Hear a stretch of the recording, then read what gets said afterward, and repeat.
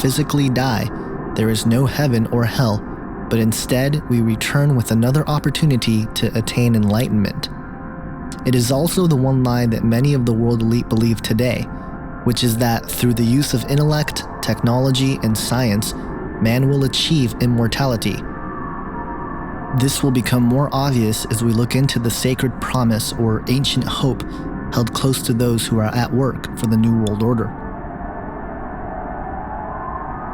Satan was implying here that secret knowledge and wisdom will be available to them.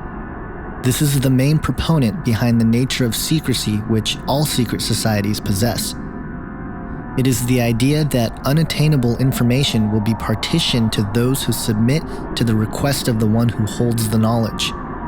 It also plays on the hope promoted by the New Age movement, which claims that we are all spiritually evolving into a higher consciousness, and that if one would only tap into this universal energy force, they would realize that they are God.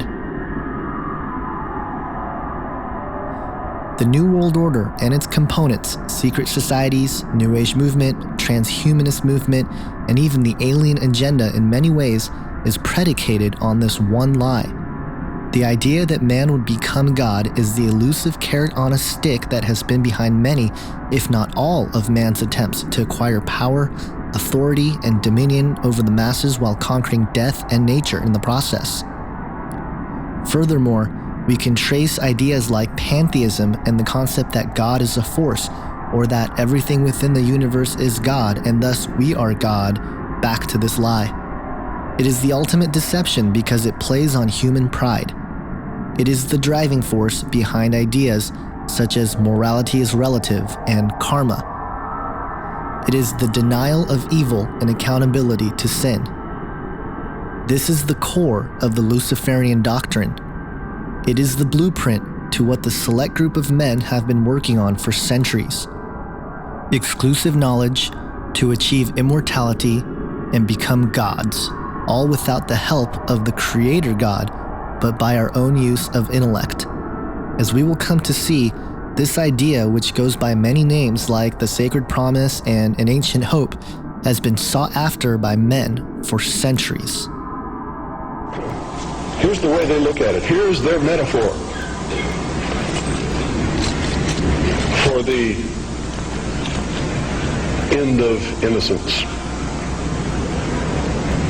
Adam and Eve were held prisoner in the Garden of Eden by an unjust, cruel, and vindictive God.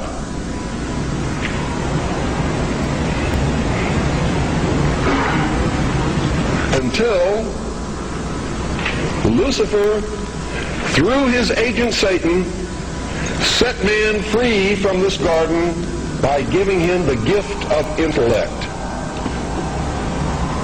Through the use of intellect, man will conquer the earth, will conquer nature, and will himself become God. It's taught in every Masonic temple in this land. Every secret brotherhood, every secret society, every mystical temple, every occult organization teaches the Luciferian philosophy.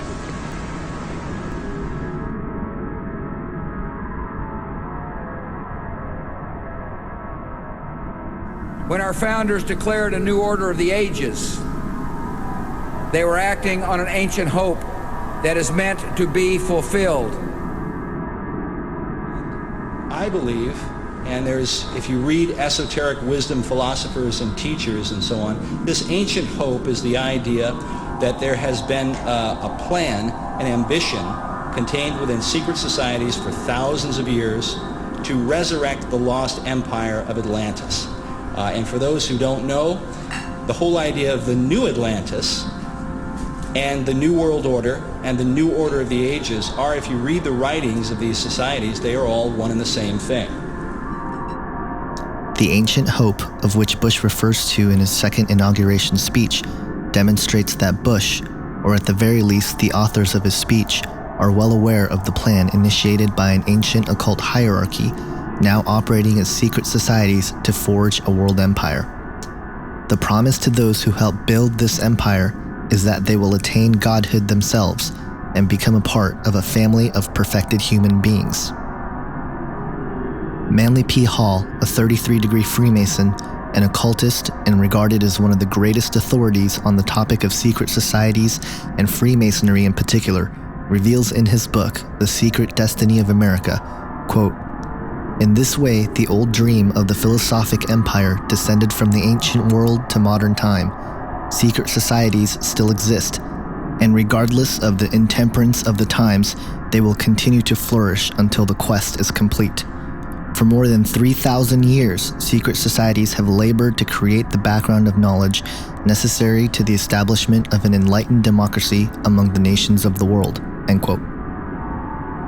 Hall goes on to explain that America was not founded as a constitutional republic based on biblical principles, but rather a massive experiment of social engineering formed out of the principal visions described in Sir Francis Bacon's book, The New Atlantis, in 1627. The basic principle was that the goal of attaining human perfection and a utopia that would come with it is the ultimate plan put forth and worked on since antiquity. He goes on to say, quote, "The supreme human purpose is the perfection of man. This must come first, and when this end has been achieved, all good things will inevitably follow." End quote. These principles all stem back from what is known as the ancient mystery school teachings.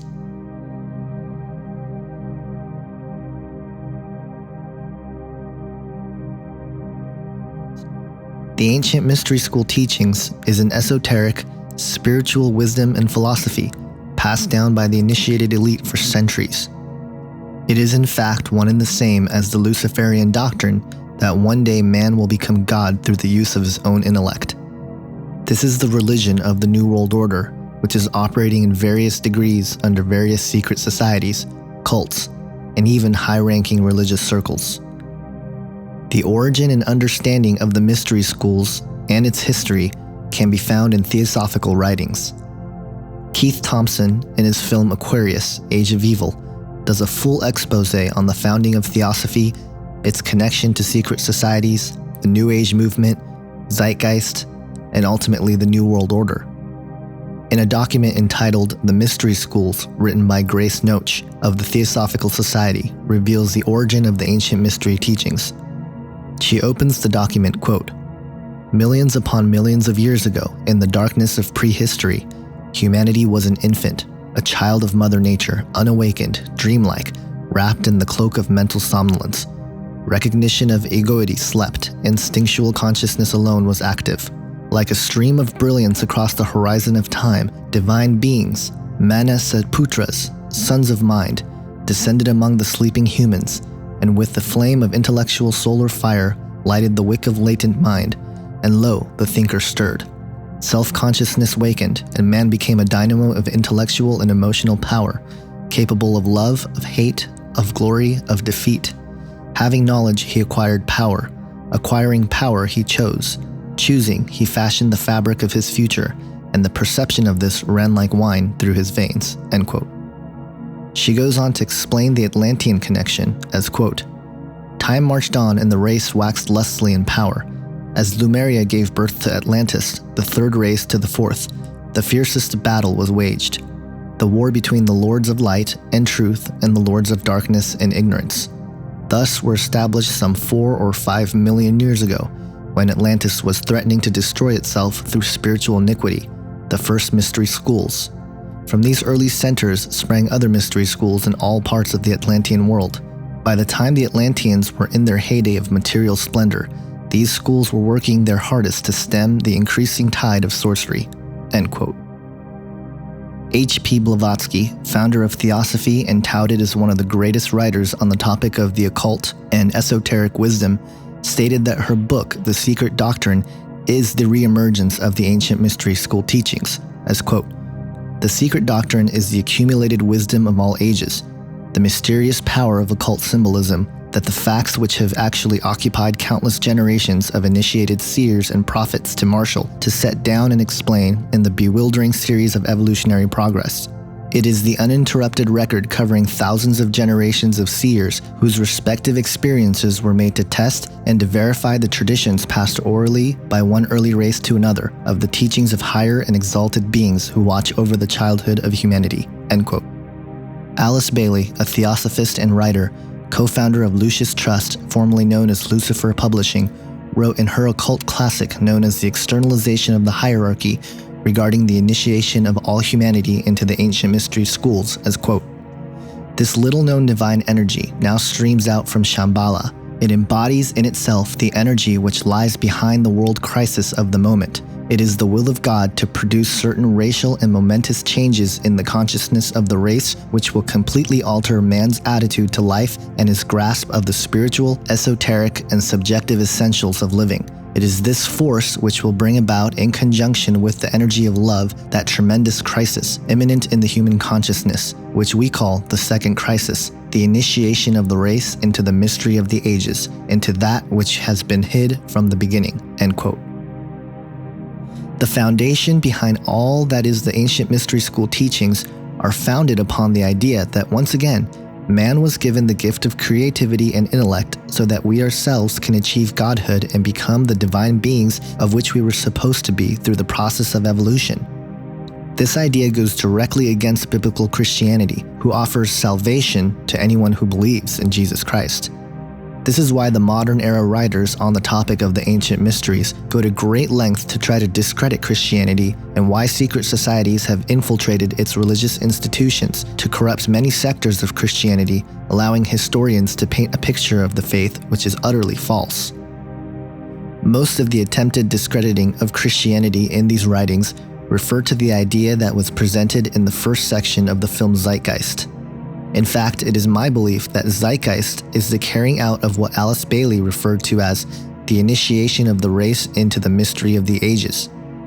Bailey, in the same book, Externalization of the Hierarchy, goes on to describe her opinion about Christianity as, quote, "Christianity must also be overthrown because it is based on Jewish sources. The rule of Christ must come to an end because only the rule of force is right. In the world order of the Axis powers, the individual has no rights, has no freedom except insofar as he serves the state. There will be no liberty of thought or conscience. All issues will be decided by the state, and the private citizen will have no right to an opinion. Men will be drafted like slaves into the service of the state," end quote. Bailey goes on to explain the origins of Jesus in her view as, quote, "To this everlasting compassion, the cyclic appearance of the sun gods of the ancient myths, the world saviors, and the avatars bear witness and are the guarantee," end quote. Albert Pike shows his opinion on Christianity in Morals and Dogma, stating, quote, "The teachers, even of Christianity, are in general the most ignorant of the true meaning of that which they teach. There is no book of which so little is known as the Bible. To most who read it, it is as incomprehensible as the Zohar," end quote. This idea of sun worship is part of the mystery school teachings and has been the crutch of these esoteric wisdom writings in the last few centuries, attempting to explain the misunderstanding of biblical Christianity and the man of Jesus. Manly P. Hall refers to the sun in regards to Jesus, quote, "The adoration of the sun was one of the earliest and most natural forms of religious expression. From a deep philosophic consideration of the powers and principles of the sun has come the concept of the Trinity as it is understood in the world today. This orb, being the symbol of all light, has three distinct phases: rising, midday, and setting. The coming of the sun was hailed with joy. The time of its departure was viewed as a period to be set aside for sorrow and unhappiness. This glorious radiant orb of day, the true light which lighteth every man who cometh into the world, the supreme benefactor who raised all things from the dead, who fed the hungry multitudes, who stilled the tempest, who after dying rose again and restored all things to life. This supreme spirit of humanitarianism and philanthropy is known to Christendom as Christ, the Redeemer of worlds, and only begotten of the Father, the Word made flesh, and the hope of glory," end quote. Not surprisingly, Helena Blavatsky also refers to astronomical underpinnings of Christianity, quote, "It is useless and vain for the Protestants to explain against the Roman Catholics for their Mariolatry, based on the ancient cult of lunar goddesses, when they themselves worship Jehovah, preeminently a lunar god, and when both churches have accepted in their theologies the Son Christ of the lunar Trinity," end quote. So according to these writers, which in essence is what Peter Joseph did in the first section of his film Zeitgeist, is that what Christians